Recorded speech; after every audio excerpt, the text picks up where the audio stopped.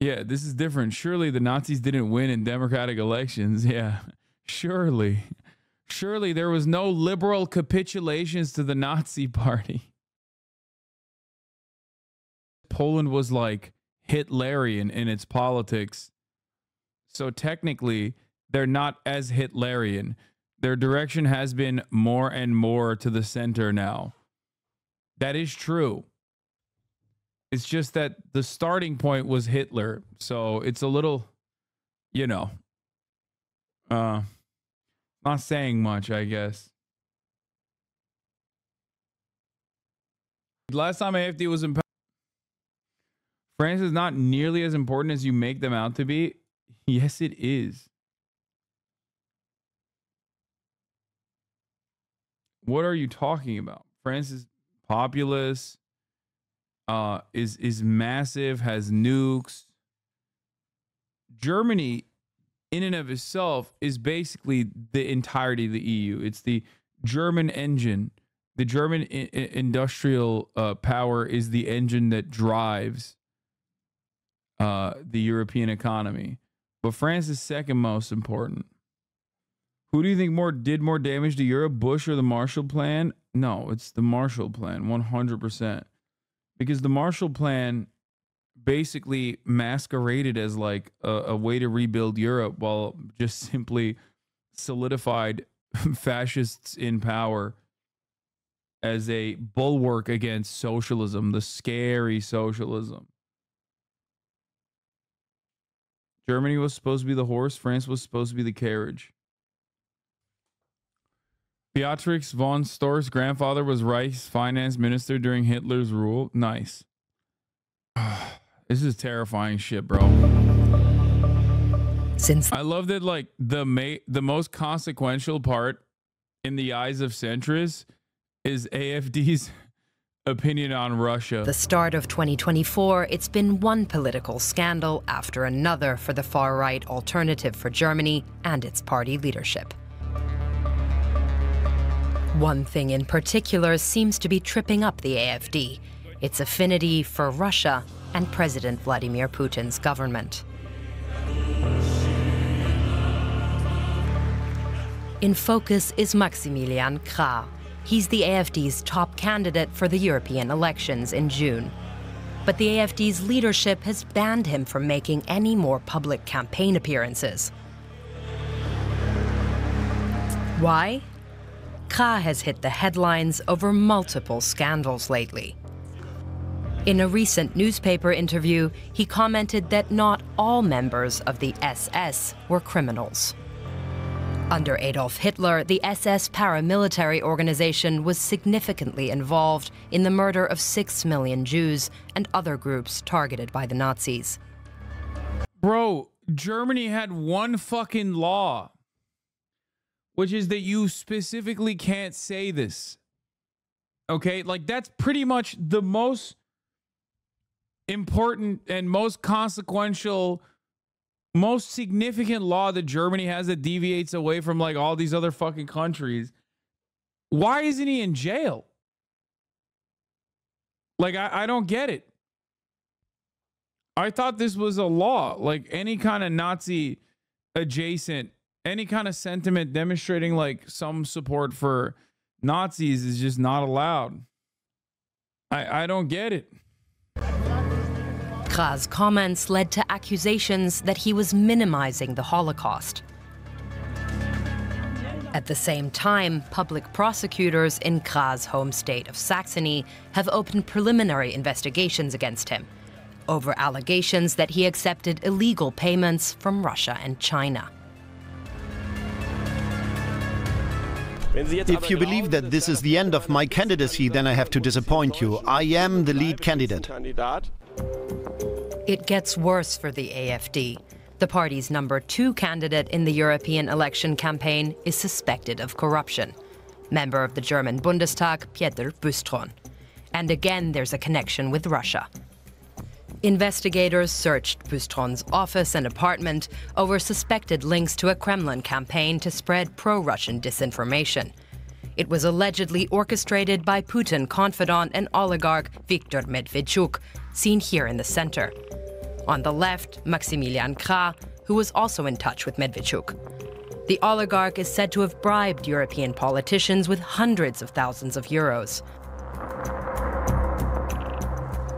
Following the accusations against him, Piotr Bystron is now no longer campaigning for the AfD. The alternative for Germany... Bro, this is crazy. It's like, that's a bigger fucking burden for the AfD.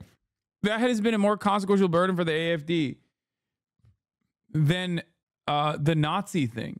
They should both be consequential. I'm losing my fucking mind. Like, all of this breathless reporting for a 15.9% vote share, bro, bro, you cannot undermine the rising tide of fascism in Germany. Come on. We are not 100 years even removed from it. That's crazy. It has not even been a century yet. It has not been a century. Time this happened and people were like, well, they're in second place. It's fine.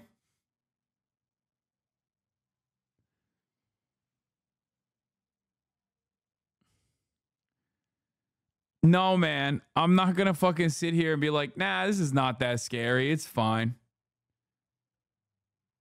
That's crazy. I once again must repeat, we are not 100 years removed from this exact same thing happening. It's literally 90 years ago, okay?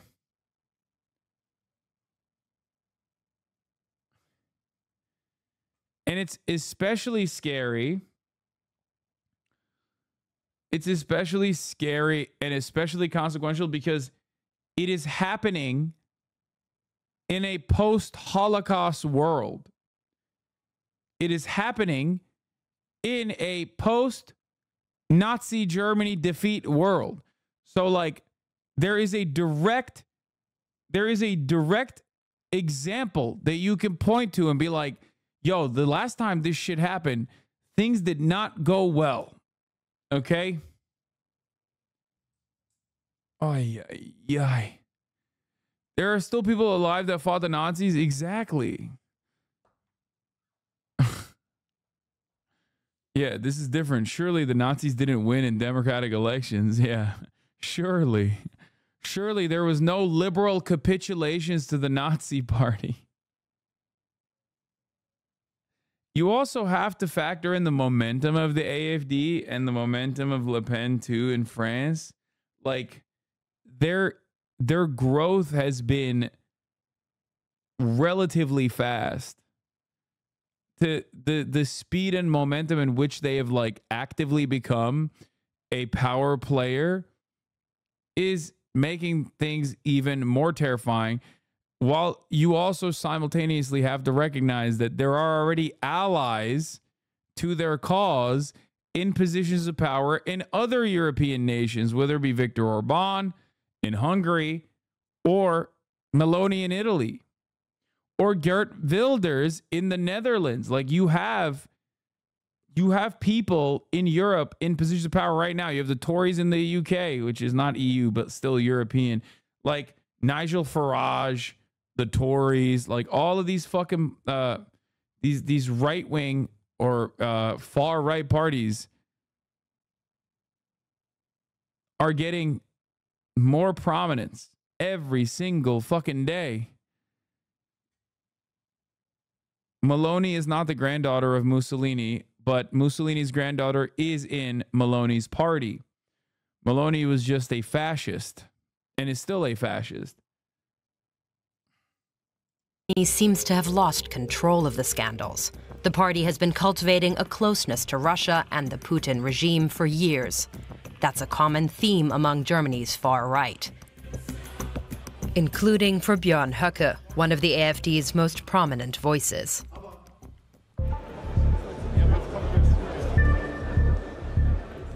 Höcke leads the party in the state of Thuringia, where he wants to become Germany's first AfD state premier. Höcke is among the AfD's most extreme politicians. He rejects globalization, diversity, and LGBTQ+ rights. Like many in his party, he sees Russia as an ally in the fight against progressive politics, often derided as wokeness.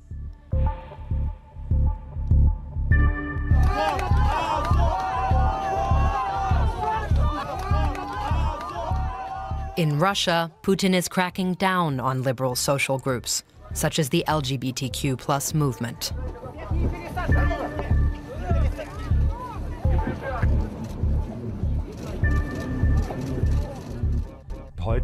Whether you want to hear it in the mainstream media or not, today Russia is not only a country which prompts negative associations, but also one that some people hope could be a champion for a world of free and sovereign states without hegemonic influence. Why does the AfD draw hope from authoritarian Russia? One factor is their common enemy, the liberal West, says German historian Gerd Köhnen.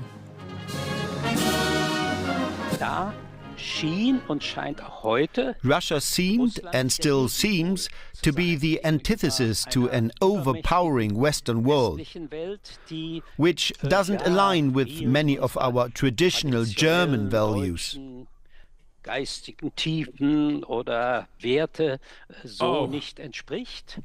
Oh, there's plenty of traditional German values that are aligned with fucking there's a lot of traditional German values that modern day Russia is perfectly aligned with. Okay? I would say most of the traditional German values that the rest of the world knows. You know, the forward facing ones. Modern day Russia is very much aligned.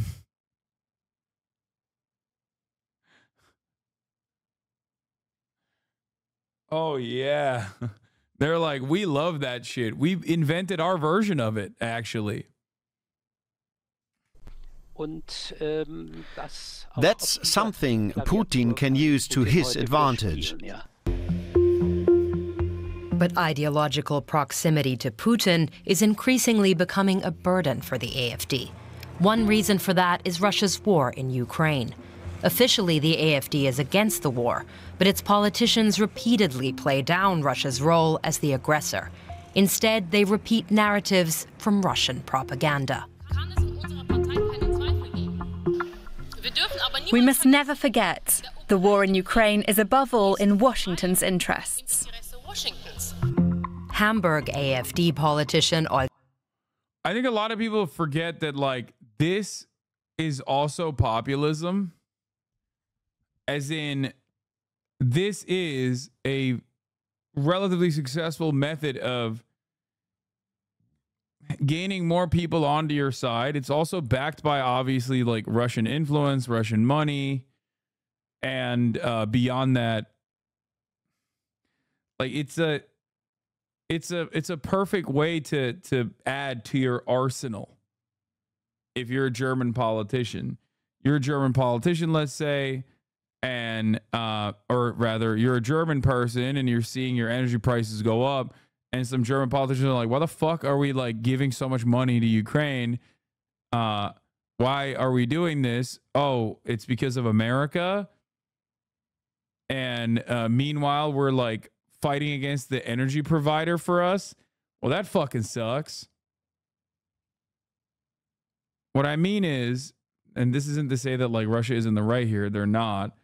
What I'm trying to say is that they can use this as a populist message, even if people don't care about the right-wing aspect, even if people do not care about the actual, invasion, Russia's invasion of Ukraine, even if people don't care about the Russian positions. This is a successful strategy of being like, we are the only alternative that will actually look for peace. They just use, they basically use leftist language in that regard.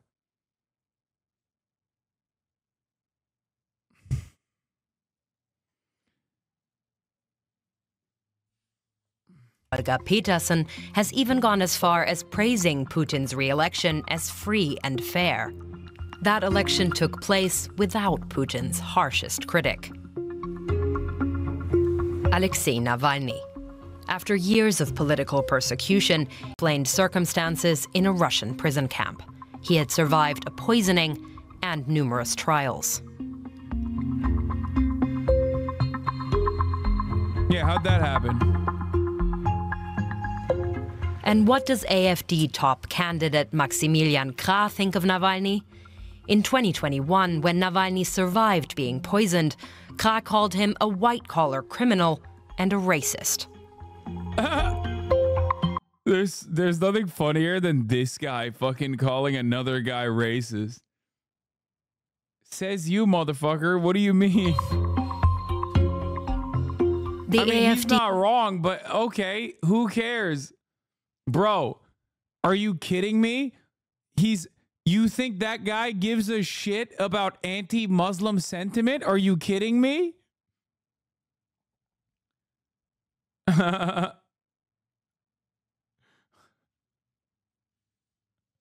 Bro, we're talking about the fucking AfD, dog. Let me tell you something, okay? If he actually thought Navalny was with it, he would be defending him. Yeah, maybe he was glazing and we misunderstood. He's like, this guy, you know, I reluctantly must admit that he has all the right ideas about Muslims.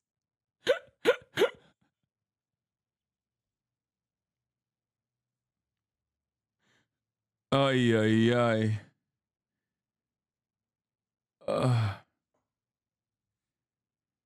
AfD does care a lot about anti-Muslim sentiment. They love it. Exactly. AfD is treading a fine line with its closeness to Russia. On the one hand, it wants to score points and win votes in Germany. It claims to be an anti-war, pro-peace party. But amid the many scandals, the party is losing its most important partners in the European Parliament, like France's Marine Le Pen and her National Rally Party, for example. She no longer wants to form a coalition with the AfD in the EU Parliament. The AfD seems too extreme even for other right-wing extremists. It's good that, like, everyone's pro-Israel, though, you know what I mean? In Europe. Yeah, man, would you know it? There's a little bit of fascist infighting happening. All right, let's get to some funny shit. Okay, well, we talked about Le Pen. Who said that Germany's reunified? This is yesterday's electoral map with West Germany black, the color of Christian Democrats. East Germany blue, the color of the quasi-fascist AfD.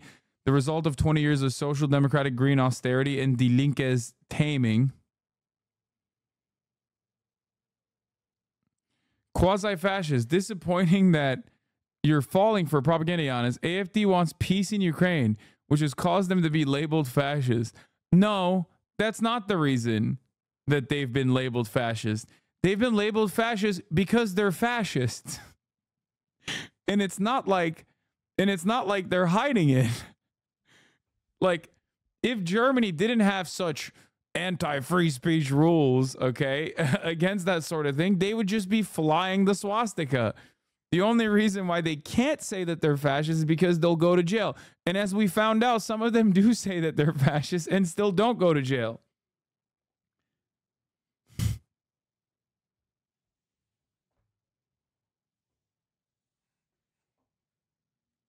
Ay, ay, ay. A lot of the founding members of the AfD literally left the party because they were getting too extreme right-wing for the right-wingers. Ay. Love that these guys will be like, no, AfD isn't fascist, but the Nazis are definitely socialists. Sharp intake of breath. First poll taken after Macron called snap elections with seat projections. Hung parliament majority threshold 289 out of 577 seats. Big gains for Le Pen's RN, but not majority. Big losses for Macron's Central Alliance Ensemble. Okay, very good.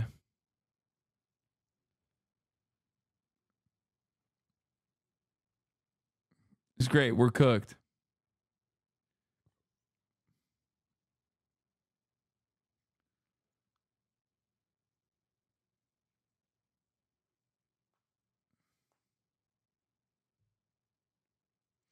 Turn BMW and Mercedes back into a spoon manufacturer. Great times ahead. Oh, yeah. No, for sure. Things are definitely looking